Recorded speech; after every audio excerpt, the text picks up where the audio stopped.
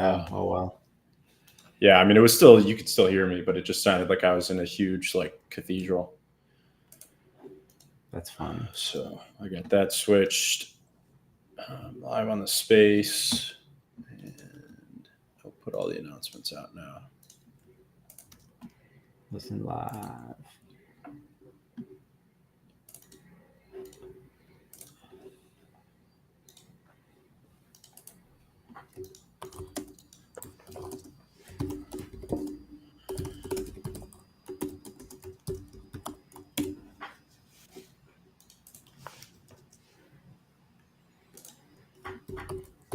And we are live.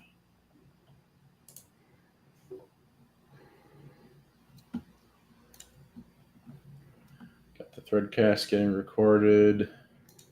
Restream's all good. All right. I think you're muted on X, but quick audio check.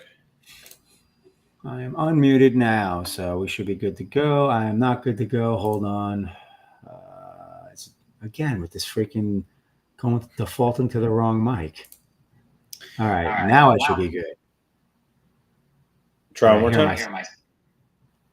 Yes, I hear myself from your volume. All right, you shouldn't hear yourself now. Perfect. I think we're good. Cool. Welcome everybody back to the Leo AMA. It's been a exciting week. Mitch and I just talked pre-show for like a half an hour, so that's why we're late as per usual. But we're all set now. So good news is we're going out. Plenty of comments and questions were pouring in over the last 20 minutes. Yeah, that is always good to have some queued up.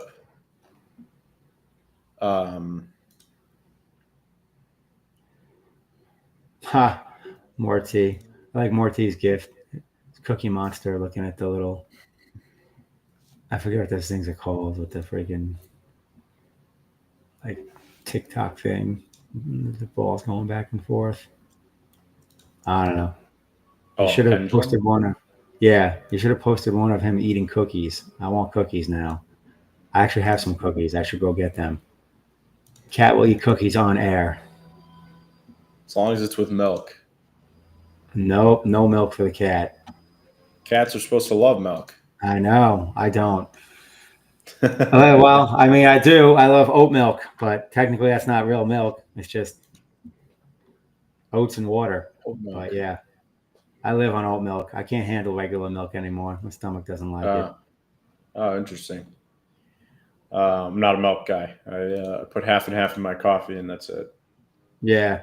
I used to just put milk in my coffee. I don't even do that. Now it's oat milk or almond milk. Interesting. Yep.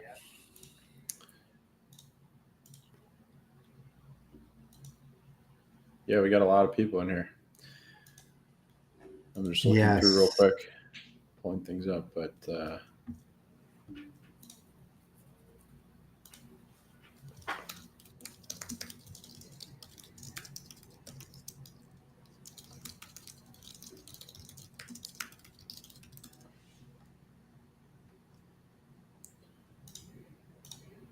I believe Leo will pump soon from Josephine.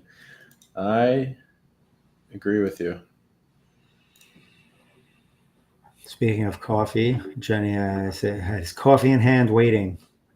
Well, you're probably just about finished. Your wait is over. Coffee. Yeah, that was a while ago. There's your Cookie Monster GIF eating cookies. There you go. I'm here with my chai. Shaf. I do matcha, but occasionally I'll do chai tea. Chai is tea good. drinker. I'm a big tea drinker as well. I wasn't, but my body also now hates coffee too. So, joys of getting older. I do coffee all day until like maybe noon or 1, and then I switch to tea. It's just caffeine all day long, huh? Yeah, and then when I go to the gym, which is usually like late midday, I'll do some pre-workout. Jesus, bro. Holy caffeine, Yeah. Batman. I do. Yeah, no, it's pretty bad. I do just my tea, and then I'll hit. Sometimes when I go to the gym, I'll crack a Celsius. Oh, there Celsius you has go. kind of become my go-to, but honestly, I need to just. I can't do caffeine like that. I'd be in all sorts of bad shape. What do we got? What do we got? Morty said Arbitrum shows still as offline on LeoDex. That would be related to Maya. So I will give an update on that.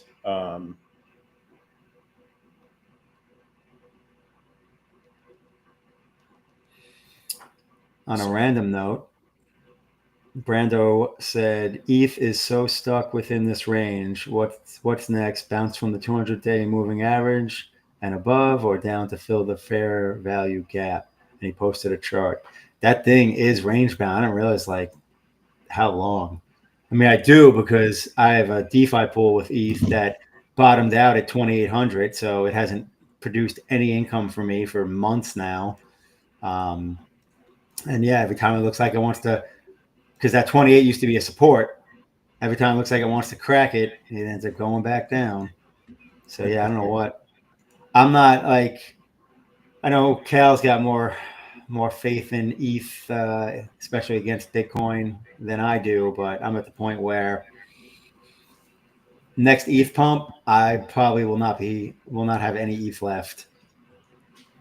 Yeah, I mean, I think I was a little bit too early to the ETH party. I should have just stayed in my Bitcoin position. I definitely converted a lot to ETH, thinking I gotta be that we honest, would see an man. alt market. But Even if we see an alt market, yeah, ETH I'm sure will go, but I think I've written ETH off. I think that it's lost its luster, and I don't think that and all the talk about one day ETH is going to overtake Bitcoin in value. Nope. I'm willing to bet any insane bet that ETH never flops. There's never a flippening. Yeah, I Bitcoin. don't think ETH will ever flip Bitcoin. I don't think I ever really believed that. But I do think that, I mean, I do think that in an alt market, ETH will run. And I do think there's a lot of value in ETH. I think there's just a lot of incentive misalignment, which I know that, there's been talks of trying to correct that. But you've seen really like the L2s eat ETH's lunch. Yeah. So, but that being said, I mean, ETH's got the first mover advantage in the brand name, and honestly, the L2s are still relying on ETH in many ways. So, I agree with there's that, a moment here for them to not fuck it up. So if they don't, then they're good. But true. I mean, obviously, my opinions are just that, but I'm of the opinion that ETH is essentially just a utility token at this point. And the utility tokens aren't the ones that really tend to go up a ton in value. But again, my opinion. Brando said the InLeo referral system is still alive, or is it just LeoDex referrals? No, I'm pretty sure both referral systems still are functional, right? Both InLeo and LeoDex. yeah, right now they're both functional. The InLeo referral system, I'm not sure what the future of that is going to look like. There's definitely some changes in order for that. So that comes out of the rewards pool right now, the inflationary rewards pool. And with the 2.0, Leo 2.0 tokenomics changes, the rewards pool in terms of inflation is going away. So that means the source of referral rewards will be going away. So what we end up doing, we'll have to see. I think most likely it'll earn from the from the system income rewards pool, aka the SERP. So, we'll see about that. But nice little transition into the 2.0 tokenomics. So I'm writing a lengthy paper right now on the 2.0 tokenomics, everything that's happening, the migration in terms of Arbitrum, and all the things related to the 2.0 change. So we were talking a little bit, but the the kind of lead change is the inflation getting turned to zero. So all block rewards ending, and instead changing to a buyback reward system only. So when you use InLeo, your author and curation rewards will be coming from Leo buybacks instead of from inflation. So Leo's supply, whatever day this transition happens, the supply of Leo that day will be the final supply of Leo. There will never be more. So actually the ability to mint Leo will be destroyed. So the rewards pool itself won't be able to actually mint more Leo. And it will instead pay out from the buybacks. So any bought back Leo from the previous day essentially gets paid out to creators and curators the next day, if that makes sense. Just to put it in simple terms. But so you've got that, and that's kind of like the lead thing that's going to happen. So once that happens, then we'll release the Arbitrum staking contracts. So you'll be able to stake Leo on Arbitrum through the LeoDex interface. And when you do that, you will be able to earn USDC every day on LeoDex. So the USDC you get will be from LeoDex revenue. So all the LeoDex fees that get collected essentially get collected as USDC. And then if you stake Leo in the Arbitrum contract, you can harvest USDC every day. You have to, click the harvest button, but you'll be able to harvest USDC that builds up in the contract. And it, it's that simple. I think the theme of all of this is aligning the value, aligning the incentives really. And that is, if you're on InLeo, the incentive is to use InLeo and grow InLeo, because as the revenue grows on InLeo, like the premium revenue, the creator subs revenue, the ads revenue, as those revenues grow, the amount in the rewards pool grows. So you have this proportional increase in the growth of the platform and the growth of the rewards pool. Versus right now, where the rewards pool is a fixed amount, it's fixed because of inflation. So, whatever inflationary amount of Leo is created that day, that is in the rewards pool and available to be earned. I think that is a model that will trend to zero over time. But that being said, it has been a really good way for us to distribute Leo over the past 6 years. So we've had this model for 6 years. Leo's had a completely fair launch. Like nobody got to buy Leo in a pre-sale. So if you wanted Leo, that you had to earn it over the last 6 years by using the platform. So now we have Leo distributed to a lot of different token holders who have essentially used InLeo in order to earn it, and that has led us to today, where now we've got InLeo and we've got LeoDex that kind of work hand in hand, and growing the synergistic economy that we've built here is my goal. So I think we're well on a path to building $100 million ecosystem, which has always been the stated goal when it comes to the Leo token. So making these tokenomic changes so that the token stops getting diluted, and instead starts moving towards a deflationary model that generates actual revenues, and then has actual utilities. It is just going to be a much better model for Leo in the long run. So yeah, I'm very excited about what these changes mean for the Leo token. I think it's been necessary for a while, but we really needed LeoDex to kind of take off and succeed first. So you need volume. Like the lead indicator, and I keep saying this, is like, I think we can create an environment where Leo can be worth $100 million, but then to actually happen, you need LeoDex volumes to grow. So, it's not like, okay, we make these changes and Leo's worth $100 million. It's you make these changes so that Leo is set up to be a viable method of capturing value, because it's not being devalued and inflation isn't getting paid to people who essentially just farm it and sell it. So we turn all that off and then create a good environment for Leo to succeed. And then LeoDex has to succeed in terms of volume. And if and when LeoDex succeeds in volume, the Leo token will succeed over time. So that's the environment I'm trying to create. Nice. I like this question. T-Kid14 asked, will it be more profitable to pool Leo with Cacao or stake Leo on Arbitrum? Good question. That has a lot to do with the volume in the Leo Cacao pool. So it also has to do with the value of Leo. It also has to do with the LeoDex affiliate revenue. So it's really impossible to say, to be honest with you. I think that answer would change. So many variables. Yeah, I think that answer can change, week to week, month to month, depending on how much volume is coming through. Well, and one other thing, that I haven't really put much thought into this yet, but I think that this could be something that we end up doing is that to earn the USDC rewards right now, you'd have to just stake pure Leo in the Arbitrum-based staking contract. I think it could be interesting not to do this right away, but perhaps in the future, because you essentially you don't want to do this too early. You almost don't want too much liquidity too early. But I think in the future, like assume that Leo does go up, starts trending towards $100 million. If we then allow people to earn USDC, not only by staking Leo, but also by staking their pool position. So actually, if you take your Leo Cacao pool and stake it in the Arbitrum staking contract and then earn USDC from that too.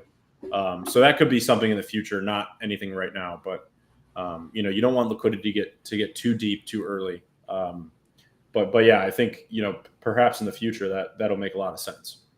I actually have a question. When staking Leo, like Arbitrum Leo, what's the unstaking look like? Is that on a timeline? Is that immediate? What does unstaking look like? It'll be immediate, most likely. That could be subject to change, but it's most likely going to be immediate. There's a few tokens out there that we've been looking at in terms of kind of modeling a lot of this stuff after. So TGT, I would say, is one of the biggest ones, and TCY is another one. So we've been really looking at the way these work, and I'm a big fan of how they're just like instantly liquid, and but you still earn yield. So for example, with TCY, like you can buy TCY and stake it, and then you can earn yield for a couple of days and then unstake it and instantly sell it. And I think actually allowing people to go in and out of the token really easily is a big reason for them to actually buy it. Like you don't want to buy something that's illiquid. So I actually think there's some benefits to just being fully liquid and allowing it to just thrive like that. And LeoDex volumes grow, which means that, the Leo token itself does well. And then also the USDC that gets earned by Leo stakeholders increases. So like I said, a lot of this is about creating an environment for Leo to succeed so that we can then just focus on LeoDex. And, you create the environment for Leo as a token to succeed, and then you just focus on LeoDex volumes, and everything that we do as a team and community is to grow the LeoDex volumes. And if we do that, then the Leo token will succeed even more. Jasmine said, what would InLeo users earn, USDC or Leo? Like I said, the premium revenue gets paid to us, to the InLeo pool account as HBD. So then it takes the HBD and it buys Leo each day, and then it deposits it in the rewards pool. So you earn Leo every day on InLeo, same as you do now. That's like a big caveat that I like to keep saying right when we start talking about this, because I know everyone starts to say, oh, well, what about InLeo rewards? Nothing actually changes for InLeo users. As an end user on InLeo, you will notice very little difference from 1.0 to 2.0 in terms of tokenomics. The core difference is that you are earning. It's answering the question of where do the rewards come from. Right now, the rewards come from inflation. With the 2.0 changes, rewards come from buybacks. So rewards strictly come from InLeo revenue generating activities, like premium, like ads, like creator subs. So it is, it's important to remember that literally in terms of the, user experience of you use InLeo and you earn Leo, that's not even changing at all. There's still a rewards pool. There's still authors. There's still curators. You still upvote and you get a 50-50 author curator split. The key change is just where does the Leo come from that you get paid in? And it comes from, like I said, the buyback pool instead of inflation. Tass said Leo agents will help the deflationary aspect of Leo permanently locked away. Yeah, I agree with that. I think AI agents are, I think most of us can probably agree that AI agents are the future of many things. You guys have seen Rafiki, you've seen some of the other agents out there. Their mission is literally to just add value where they can, add data to the system, add to a conversation, be there for Q&A. In the case of Rafiki, like you can ask, if you're curious. For example, if you say, if you do hashtag Ask Leo and you say, what is Leo 2.0 tokenomics? Rafiki will use its knowledge base from things I've posted on threads in order to answer that question. So, these agents, I think, are going to take a larger and larger place in the Leo economy, especially on InLeo. So I think InLeo evolves as, what it is now, and we kind of refine the platform and then allow more AI agents to get created. And then LeoDex is the forefront focus in terms of build the best, Dex web app that we can for cross-chain, grow the volumes, release things like LeoKit and a mobile app for LeoDex. And then, kind of from there, we just grow the volumes and grow the token ecosystem.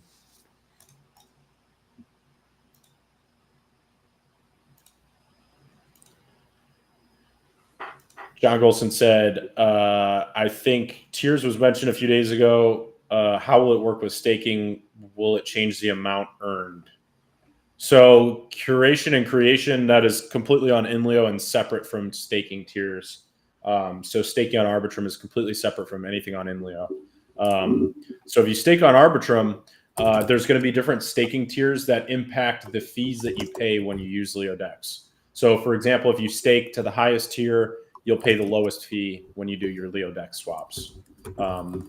And then also there's going to be an increase in the referral share that you get. So you'll get more referral rewards and you'll get cheaper swapping fees specific to LeoDex. So if you stake Leo on LeoDex, you're staking it on Arbitrum and you're getting the Arbitrum-based value of being staked there. So for example, you're staking on LeoDex, you're getting a share of the USDC every day, you're getting cheaper swap fees, and you're getting more referral rewards. If you stake on InLeo, you're staking on Hive Engine, the Hive Engine wrapped version of Leo.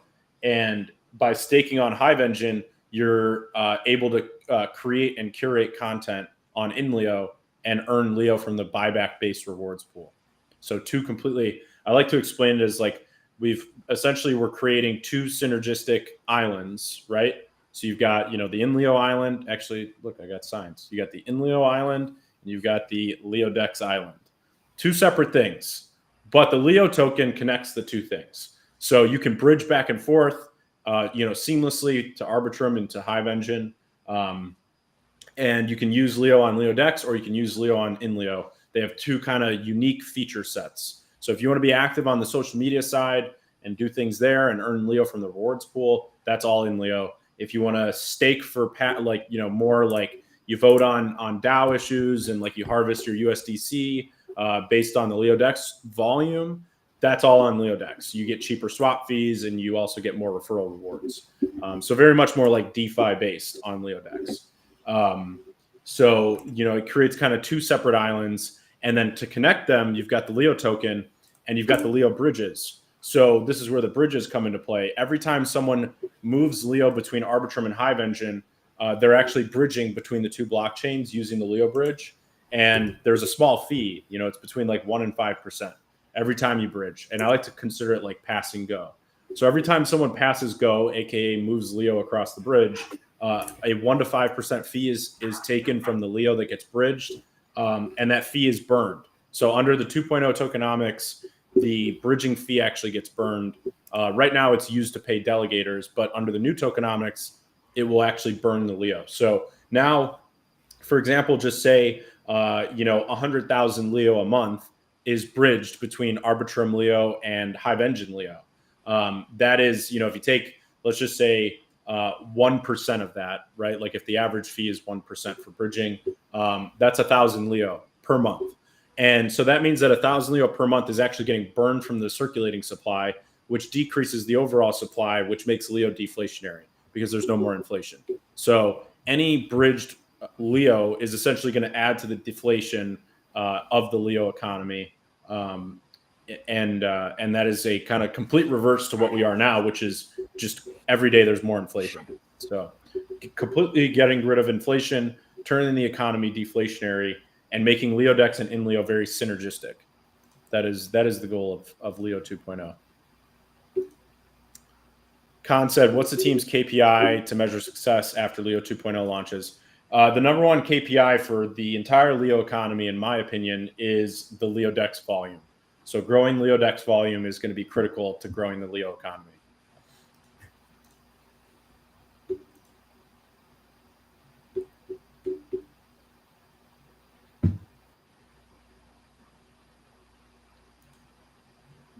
Yeah, Task. AI agents can definitely add to deflation because they can never sell Leo, right? So the way we've designed the agents is that they essentially just absorb Leo and don't sell it.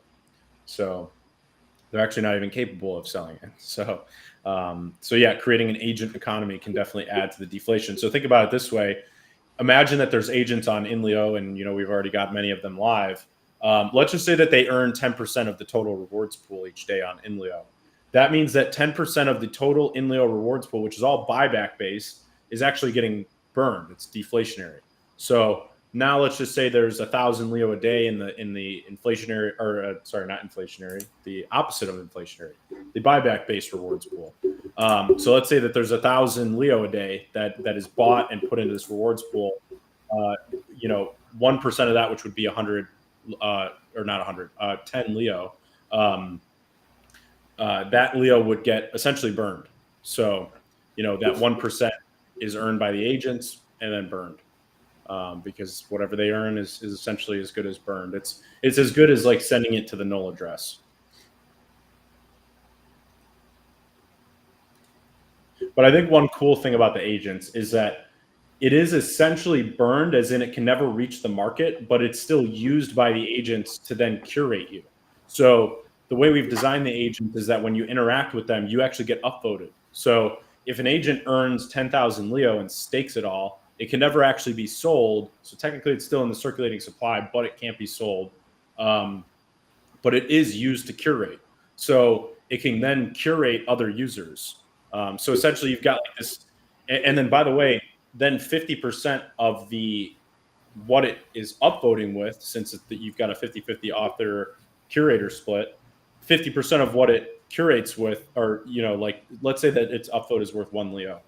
That means that half a Leo on every upvote is then earned as a curation reward by that agent and then staked again. So now that half a Leo becomes also deflationary in a certain aspect. I don't know if I would call it deflationary, but you could think of it that way, because like I said, it's not reaching the supply ever, but it is utilized for curation. So, consider that however you want to consider that. Then it's curating, and then now whatever its curation rewards are actually are like exponentially stacking. So a lot of Leo is getting removed from the ability to be sold. You can put it that way. Some of it is like strictly deflationary, like it actually gets burned. And others are being staked by agents who don't have the capacity to sell it. So it is almost as good as burned.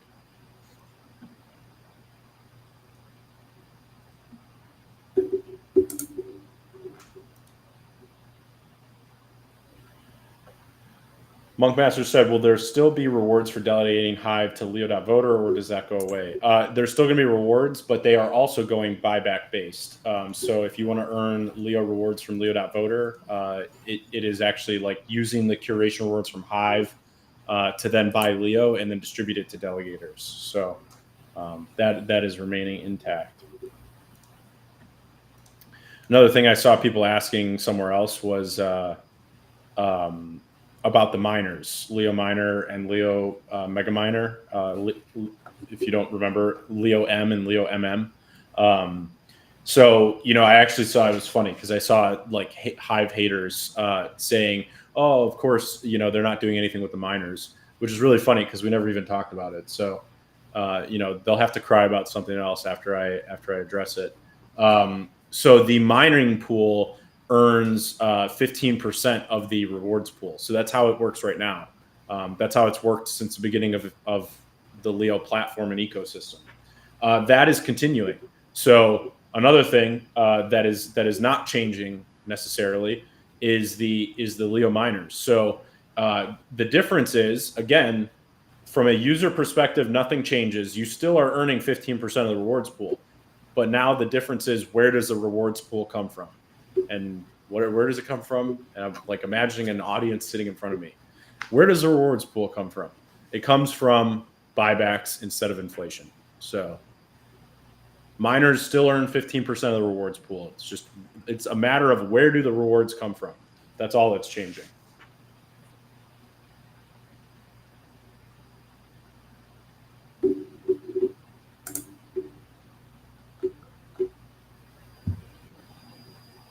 Mitch, you got any questions, or have you seen anything? I'm catching up. This stuff all over the board. Yeah, there is a lot to talk about. I mean, this is like a major change in terms of the Leo economy. But that being said, like, I keep trying to remind people that from a user experience perspective, as like an in-Leo user, for example, the experience is really not changing. You're just more of a question of, where do the rewards come from?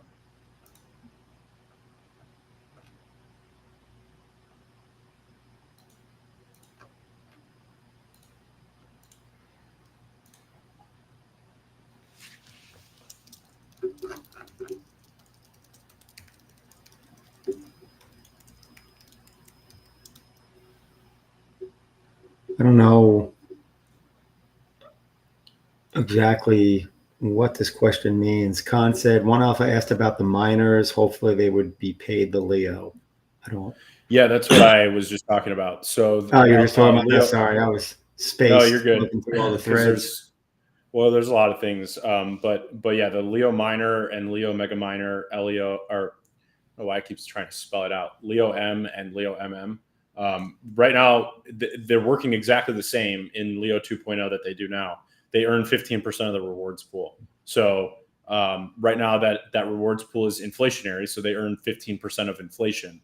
Under the new tokenomic changes, there is no inflation, so they earn 15% of the buyback rewards pool, aka the SERP.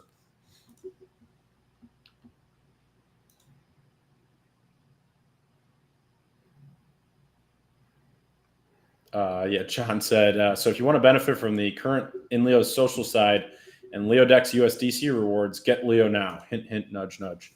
Yeah, I mean, it's, if you want to get access to the, the in Leo rewards pool and be active on the platform and grow your influence, same thing as it always has been. You buy Leo, you stake it, you get Leo power, you get more influence over rewards, over the rewards pool. Same thing with, what's coming with LeoDex. You want to earn more of the USDC rewards from LeoDex's affiliate revenue, you buy Leo and you stake it. And you stake it on LeoDex.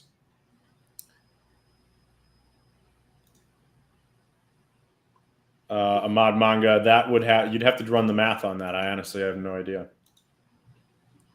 I would say the value proposition is completely different. Like with LSTR, the whole point of it is to create a leveraged long, similar to how MicroStrategy created a leveraged, Bitcoin long. The whole point of LSTR was to create a leveraged long on Leo. So yeah, we'll see what that evolves into. I kind of have a feeling. I mean, this would obviously have to get voted by LSTR stakeholders, which I am. Ironically, I am one of the largest, maybe the largest, person who bought LSTR. But I think it would make a lot of sense for LSTR to actually move from Leo power into Leo on staked Arbitrum. So staking the Leo in the Arbitrum contract that we release. And then taking the USDC rewards it earns from LeoDex's revenue, and then actually buying Leo and just restaking it and just constantly staking more and more and more Leo. Because then as an LSTR holder, you're essentially getting exposure to just more and more Leo, which is the whole point. Which is exactly what MicroStrategy does. They're buying Bitcoin and then trying to create a yield for MSTR holders. So yeah, I mean, that'll be up to obviously LSTR to decide, but I think that makes a lot of sense, to be honest with you. Or maybe, some mix of the two would make sense. Like curating on InLeo is growing the community, versus holding Leo on LeoDex is just earning USDC. So we'll see.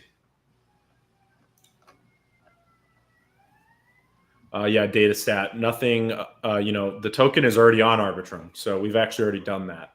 And the day we released Leo on Arbitrum, if you go look back through the AMAs, I think I even talked about it, but we set up Leo in a way where, if anything happened to Hive Engine or Hive, Leo was set up to be native on Arbitrum. So, Leo's already set up to be native on Arbitrum. So and I talked about this on the Lion's Den with Task a few weeks ago, but the way we've set this up is that it's more of a perception thing, right? Like, will the real Leo please stand up? Like it's literally more like, what is the real Leo from the perspective of the community? And in my mind, the real native Leo is Leo on Arbitrum. And then everything else is wrapped Leo. So like if you've got Leo on Hive Engine, it's HE Leo. If you've got Leo on, BSC, it's B Leo. Polygon, it's P Leo. But the real Leo is Arbitrum Leo. That's why it was always named Leo, not A Leo, for example. But yeah, the second part of your question is engagement here won't be affected, right? Yeah, engagement on InLeo won't be affected. So I have to keep reminding people of that. But the usage of InLeo as a platform changes zero. So it's like you literally from day 0 to day 1, you'll realize it's exactly the same. You use InLeo, you curate people, you earn 50%, they earn 50%. And the real difference is, where do rewards come from? And right now they come from inflation. With the new changes, they come from buybacks. That's the only difference.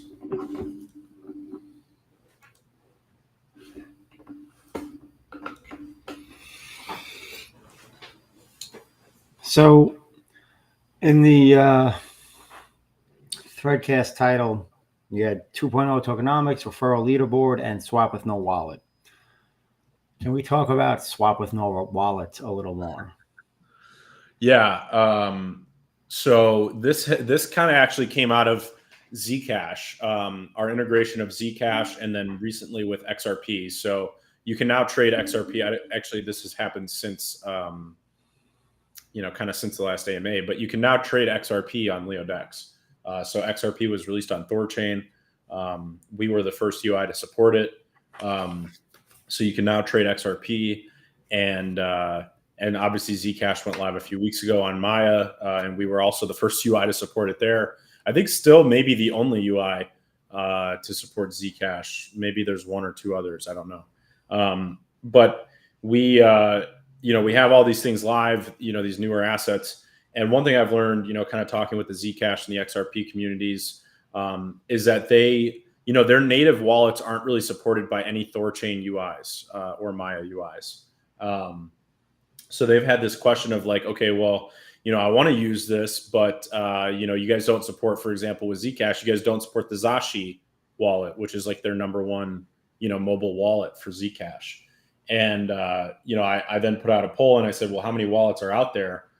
And I come to find out there's dozens of wallets for Zcash and probably even more for XRP.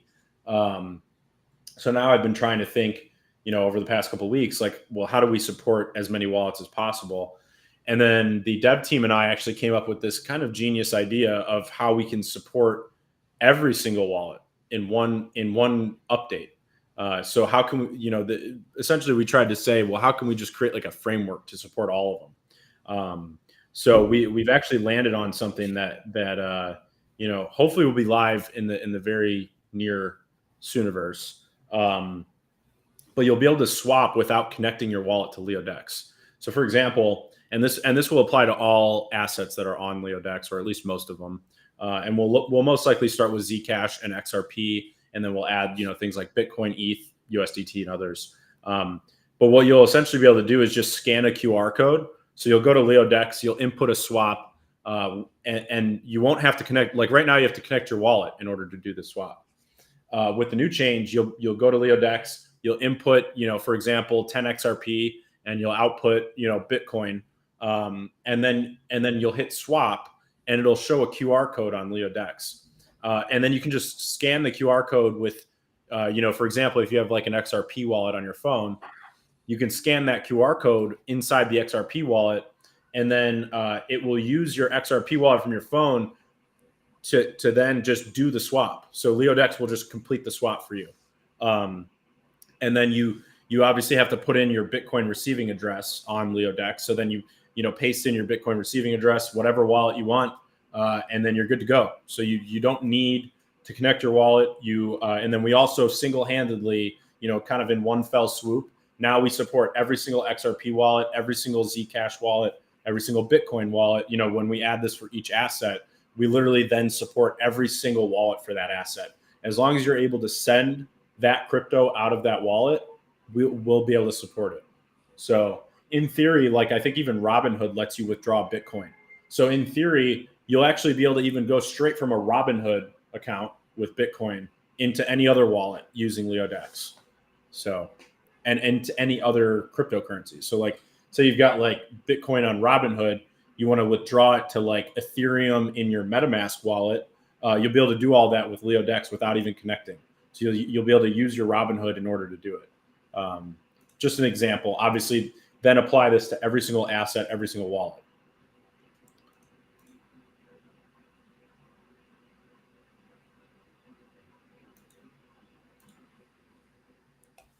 So, and it's all cross-chain and not centralized. So I know Ahmad Manga just said he thinks there's other ones that have it, but I guarantee you they don't have it like this.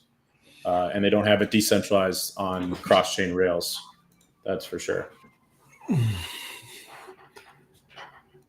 That's funny. Django is about 1,200 Leo away from Apex Lion. Party this week when I hit it. Upvotes for everyone. And that's a bold statement. A lot of people in here are going to be looking for upvotes. I don't even go tag Django. Get the upvotes. Right. Tag Django to get the I don't even know what the threshold is for Apex Lion. 150,000, I think. Oh, nice. Is that like total or is that staked? Technically, it could be either one. I guess it doesn't matter. I would say staked. I'm there either way. I'm a long-time hodler. Long-time hodler. It's been I didn't even think about that. It's been a long grind. It has. Stacking. I started with about 30,000, I think, or no, 10. I think I started with 10, and then I did some purchases along the way, but none huge, and a lot of earning, a lot of posting, a lot of creation rewards over the years. Yeah. I saw iJat said, Cal, have you taken part or will you take part in XRP-oriented spaces to introduce LeoDex and how XRP holders can trigger its functionalities? The XRP Army uses something, I don't know, efficient at mobilizing. Yeah, I was actually on an XRP space.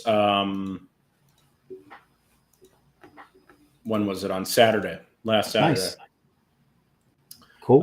It was like a Thorchain hosted space, but a bunch of XRP people went, and I was a speaker there, and we talked about XRP, we talked about LeoDex. Obviously, we were one of the few UIs to support it at the time, so yeah, it was ultimately really good, I think, for exposure purposes. But yeah, I don't know if you guys have been seeing, but I've been doing a lot of spaces lately. That's why my voice also seems a little kind of hoarse, but. Like I was on the Maya space yesterday. Nice.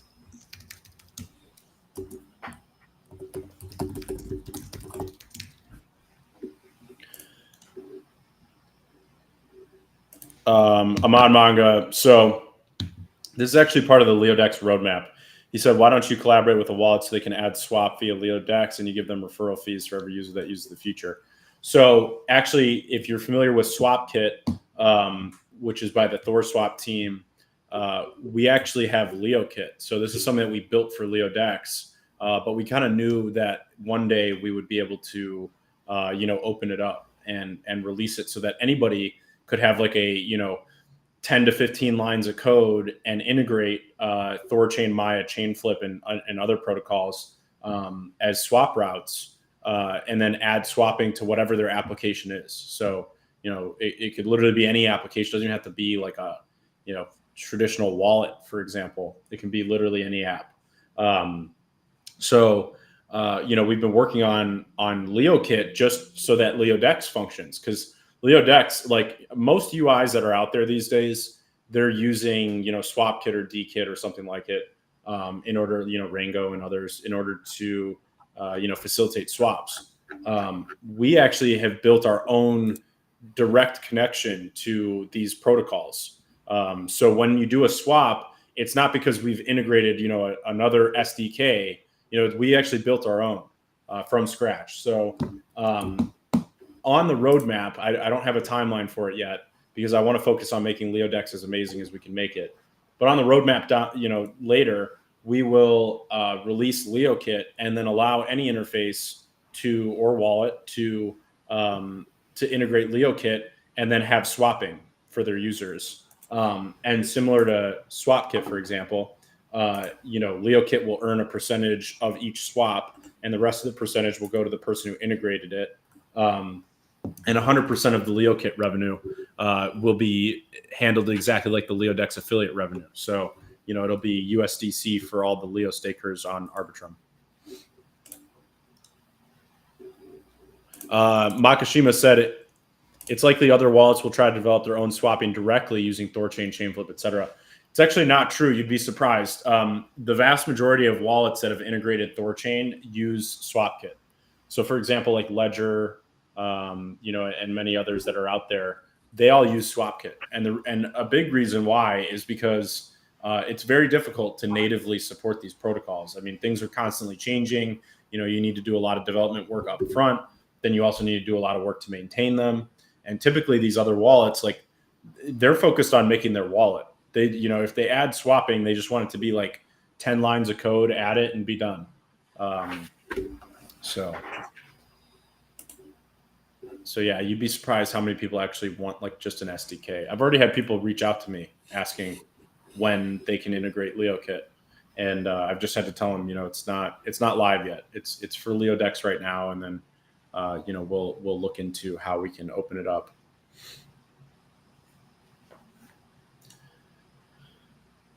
Datastat says, so we can expect the Android or iOS app for LeoDex or Leo on Arbitrum staking. So staking Leo on Arbitrum will be done through leodex.io. On the roadmap after LeoKit is for us to build our own wallet app. So we'll build our own mobile wallet app. So a good relatable one will be like Thor Wallet, for example, is kind of what we're going to look into doing. But, as traditional with the Leo ecosystem, we'll find our own cool way to make things unique and value. We want to be a value add. We're not in the business of just doing what other people have done. So you guys already know that.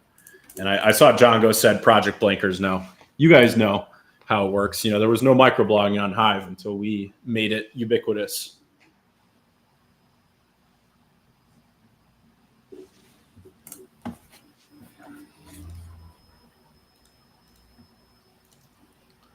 I think I'm pretty much caught up with questions. Mitch, do you want to, I'm kind of losing my voice here, but do you want to do a few minutes of market talk? I was going to say, I want to make sure there wasn't anything else Leo updated related, because probably wrap up in like 5 minutes. Yeah. So yeah, if you got all that covered. The one last thing I'll say, and then I'll hit you with a market question, is the referral leaderboard. I put that in the title. So just to touch on it quickly, that's probably actually the next thing that's going to roll out, maybe in the next week or less, is going to be a leaderboard on LeoDex for the referral system. So there was one user who's already referred like $600,000 in volume to LeoDex, since the referral system went live. We're going to release the leaderboard and show all that. I think they've made like $900 or something so far in referral rewards. So that's pretty awesome to see. And I think it's something that we should definitely push on the advertising and marketing front. Because, if other users see that they could make $900, that's more than has ever been earned on InLeo's referral system.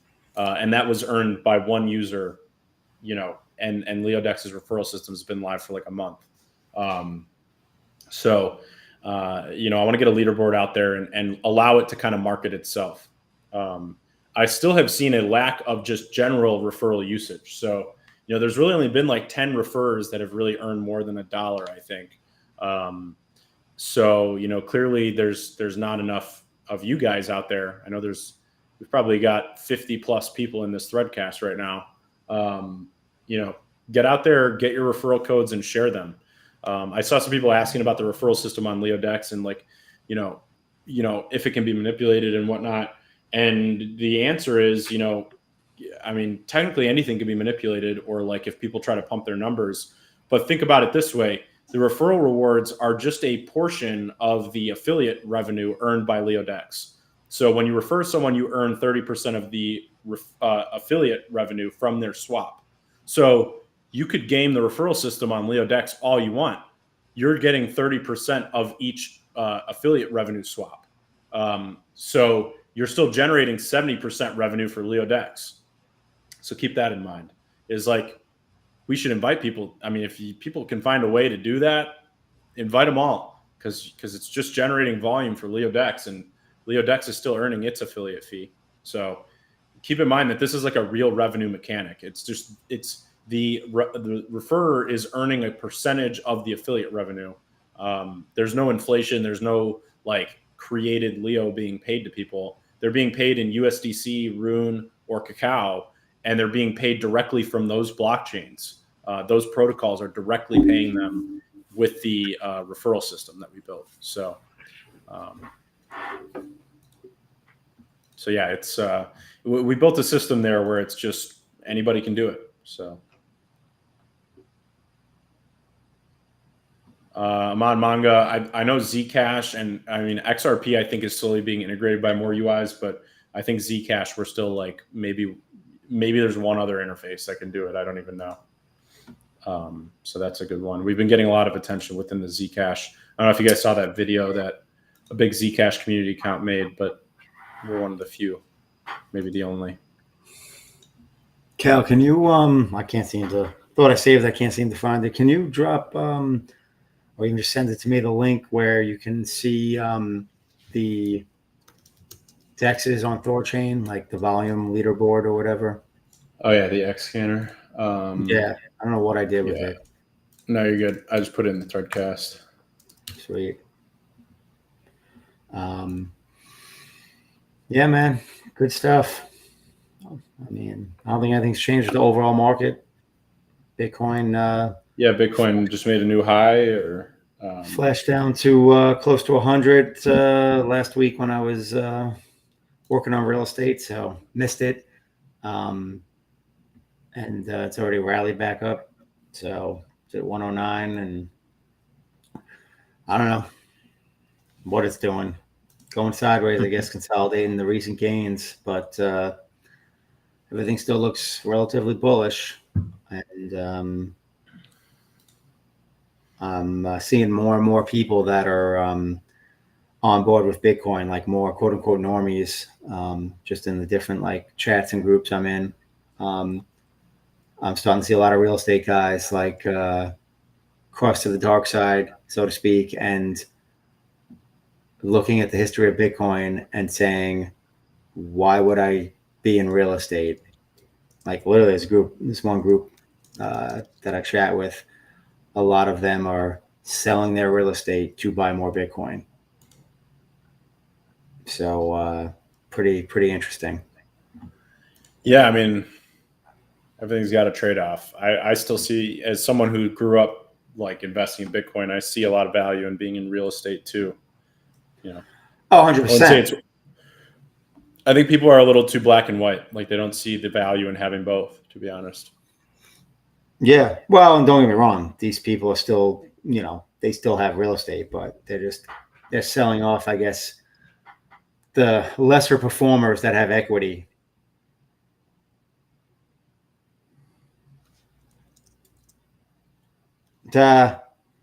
Morty said, no in Leo throw pillows on your couch at Scaredy Cat. Tisk tisk.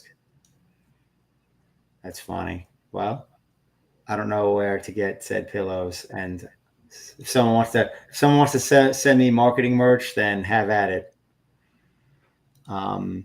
That's funny though. They would look good though. But yeah, so I don't know.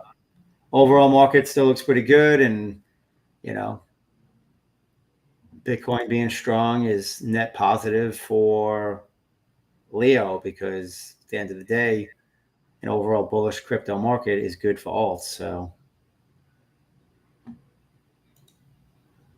and that's really all I got to say about that.